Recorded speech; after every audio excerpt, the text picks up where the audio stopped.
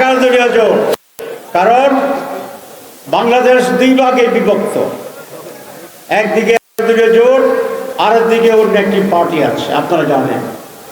এই 11 দলীয় জোটের সমস্ত ওলামায়ে কেরাম ঐক্যবদ্ধ। 71-এর মুক্তিযুদ্ধের যে চেতনা, তার মাঝে যিনি একমাত্র সিনিয়র নেতা কর্নেল অলি আহমেদ বীর বিক্রম একমাত্র জীবিত, উনি আমাদের জোটের সাথে আছে। আর জুলাই বিপ্লবের যারা নেতৃত্বে ছিলেন সেই যুবকেরা, তরুণেরা, তাদের দলের নাম হচ্ছে এনসিপি, সেই এনসিপিও আমাদের সাথে আছে। তাইলে 11 জোটের কারা আছে?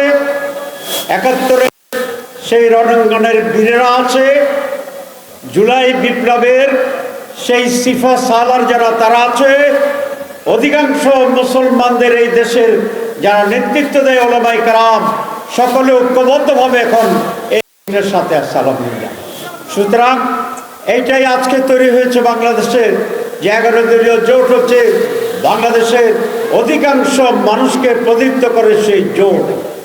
সেই জোটেই ইনশাআল্লাহ বিজয়ী হয়ে সরকার গঠন করবে ইনশাআল্লাহ। আর যদি আমরা 11 দলীয় জোট সরকার গঠন করতে পারি, মন্ত্রী হব কিনা জানি না, কিন্তু এই জোটে যে একটি গুরুত্বপূর্ণ ভূমিকা পালন করার সুযোগ হবে এটা তো নিশ্চিত ইনশাআল্লাহ। কারণ 11 দলীয় জোট গঠনের ক্ষেত্রে সবচেয়ে বড় ভূমিকা যিনি পালন করছেন তিনি আজকে আপনাদের সামনে বক্তৃতায় দাঁড়িয়ে আছেন।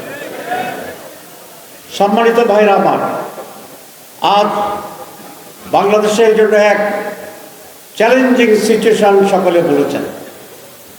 আমরা কি আগের সেই 56 বছর পুরনো অন্ধকারের দিকে পশ্চাতে হাঁটতে থাকবো, নাকি আমরা নতুন বাংলাদেশ গড়ার জন্য এগিয়ে যাব? এই সিদ্ধান্ত হবে এই নির্বাচনে। আপনারা দেখেন, প্রথমে কেউ বলেছিল হা ভোটের বিরুদ্ধে না দেওয়ার জন্যে, সংস্কারের প্রশ্নে, এটা আপনারা জানেন। কিন্তু জনগণের এত চাপের চোটে না হা হয়ে গিয়েছে। ওনারা বলেছিলেন বাংলাদেশের মৌলবাদের উত্থান হচ্ছে, ইসলামের উত্থান হচ্ছে বলছিলেন।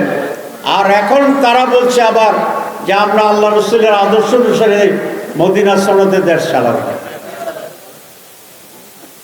তারা যখন শাসন ক্ষমতায় ছিলেন, বাংলাদেশ তিনবার পর দুর্নীতিতে চ্যাম্পিয়ন হয়েছে।